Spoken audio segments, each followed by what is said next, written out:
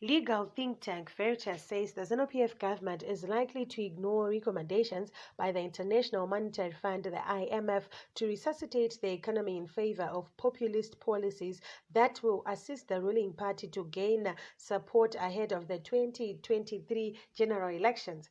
In its executive board report on the 2022 Article 4 consultation with Zimbabwe, the IMF recommended that the government should implement the necessary reforms to foster inclusive economic growth and pave way for re-engagement with the international community. The IMF also recommended that the operational independence of the Reserve Bank of Zimbabwe should be enhanced, urging the central bank to discontinue with its quasi-fiscal operations that are bleeding the economy.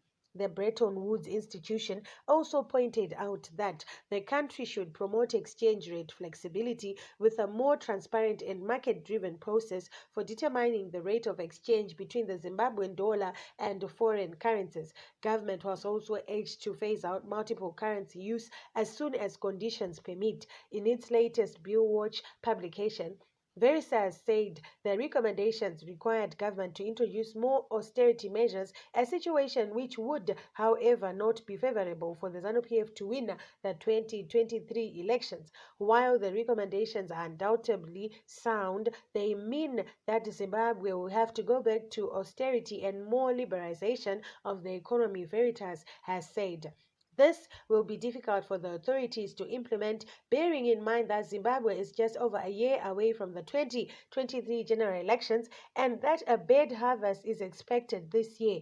As we move towards elections, the government is likely to pursue populist policies, increasing money supply, protecting its voters from food insecurity, and building more infrastructure rather than embracing the austerity and fiscal prudence on which our long-term economic health depends, the Veritas added. In past elections, the ZANU-PF government has implemented populist measures to win elections, including cancelling debts for those owing local authorities.